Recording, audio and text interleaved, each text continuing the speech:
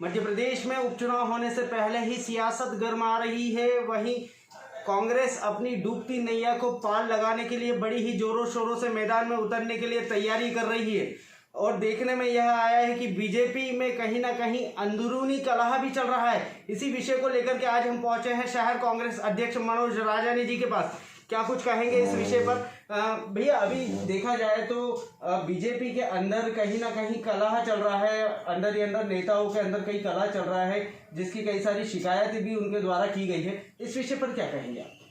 देखिए, भारतीय जनता पार्टी का अंदरूनी मामला है, जहां कार्यकर्ताओं की प्रतिष्ठा, कार्यकर्ताओं के समर्पण का हनन होता है, तो ऐसी परिस्थितियां बनती हैं। जिस कार्यकर्ता ने पार्टी को खड़ा किया, जिस परिवार ने जनसंघ के ज़माने से, जब भारतीय जनता पार्टी का जन्म नहीं हुआ था, ऐसे भी कार्यकर्ता हैं जिन्होंने अपनी आहुति पूरे जीवन भर दे दी, उन्हें कुछ नहीं मिला तो भी पार्टी का मनोबल बनाए रखा, पार्टी कार्यकर्ताओं का साथ दिया। आज धोखेबाज और गद्दार कार्यकर्ता अगर कांग्रेस छोड़ के बीजेपी में आते हैं और उन्हें टिकट दे दिया जाता है, तो उन कार्यकर्ताओं के मस्तिष्क और दिल में क्या गुजरती होगी वो कार्यकर्ता ही समझ सकता हो, चाहे किसी पार्टी का हो। आज अगर भारतीय जनता पार्टी का कार्यकर्ता मनोज चौधरी को एक्सेप्ट नहीं कर पा रहा है, परिस्थितियां बन रही हैं, तो अभी तो बहुत कुछ आना बाकी है। आप आगे देखेंगे, राजनीतिक भविष्य की गर्त में कोई बता नहीं सकता, परंतु इतना आसान नहीं है जितना समझ लिया गया है। इसी विषय को लेकर के हमने वहाँ के वरिष्ठ नेताओं से भी बात करने की कोशिश करी, जो कि पूर्व मंत्री हैं दीपक जोशी जी। उन्होंने मीडिया के सामने आने से इनकार ही कर दिया। निश्चित रूप से उथल पुथल मची हुई है पूरी भारतीय जनता पार्टी में कि क्या किया जाए और क्या न किया जाए। मुझे एक बात समझ में नहीं आती है कि आज मनोज चौधरी विधायक बन गए, मान लो फिर से 3 साल और चले गए, फिर अगला टिकट भी मनोज चौधरी को मिलेगा बीजेपी से 8 साल, तो क्या भारतीय जनता पार्टी के वो सारे नेता जो हाटपिपलिया में काम करते हैं, क्या वे मार्गदर्शक मंडल में शामिल होंगे? भारतीय जनता पार्टी में तो 60 साल के बाद यूं भी टिकट नहीं मिलना है। दीपक जोशी जी की उम्र 57 साल के आसपास हो चुकी है, राज सिंह सेंधव भी 55 के पार कर चुके हैं, नरेंद्र राजपूत 55-57 के हो चुके हैं, नंद किशोर पाटीदार जी 55 के ऊपर हो चुके हैं। मतलब ही जब तक इनका स्थिति बनेगी, ये 65 के आसपास सब हो जाएंगे, तो इनका भविष्य, राजनीतिक भविष्य अंधकार में हो जाएगा। तो हर कार्यकर्ता, बहादुर मुखाती जी हमारे वहाँ के, उनके समाज के नेता थे, खाती समाज के, उनका भविष्य गर्भ में जा रहा है। तो ये सब वो कार्यकर्ता हैं कि पार्टी हारे या जीते, उस क्षेत्र में उन्होंने उसको जिंदा रखा था। ऐसे में अगर मनोज चौधरी जो आयातित हैं भारतीय जनता पार्टी के, मुझे ये भी कहना पड़ेगा कि वे सिंधिया गुट के माने जाते हैं, भारतीय जनता पार्टी के नहीं माने जाते।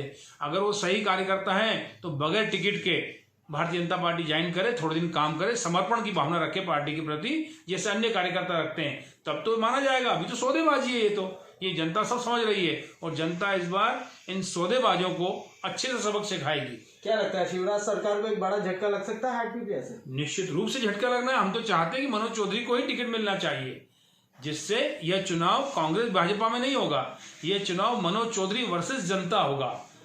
यहाँ जनता को धोखा दिया गया, जनता ने मैंडेट दिया था। दीपक जोशी जी अगर अच्छे कार्यकर्ता होते, नेता होते, तो ये मनोज चौधरी जीतते नहीं। मनोज चौधरी इसलिए जीते थे कि जनता ने मैंडेट दिया था। जनता के साथ धोखाधड़ी मनोज चौधरी ने करी है, तो उसका सबक तो जनता सिखाएगी उनको। मैं धोखा दे के चला गया, मनोज चौधरी चुना लगा दिया। धोखा दे के चला गया, मनोज चौधरी चुना लगा दिया। भैया, अगर देखा जाए तो कांग्रेस में भी अभी दो प्रबल दावेदार माने जा रहे हैं, तंवर सिंह जी और बघेल साहब।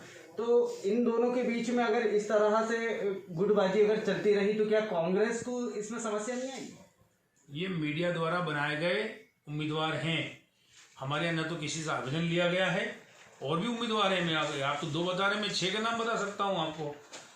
कमलनाथ जी ने पहली बैठक में सर्वे में जो आएगा, ये क्लियर कर दिया है कि जो सर्वे में नाम आएगा वो किसी भी ग्रुप से होगा या किसी भी नेता को मानता होगा, उसको टिकट दिया जाएगा, जीता उम्मीदवार होगा। ये तो मीडिया द्वारा कहा जा रहा है कि ये फलाना उम्मीदवार है, फलाना उम्मीदवार है। नहीं, मीडिया के द्वारा नहीं, उनके ही द्वारा किया जा रहा है कि हम प्रबल दावेदार हैं। दावेदार तो 6-7 हैं, 2 नहीं 6-7 उम्मीदवार हैं वहां पर। मेरा अनुरोध ये है कि उनको भी पता है, उनसे खुद पूछ लीजिएगा कि कमलनाथ जी ने बैठक में क्या कहा है। कोई दावेदारी नहीं करेगा, किसी से बायोडा नहीं लिया जाएगा। किसको बायोडा दिया इन लोगों ने, किसने बायोडा मांगा? पार्टी की तो कोई ऐसी बैठक हुई नहीं अभी।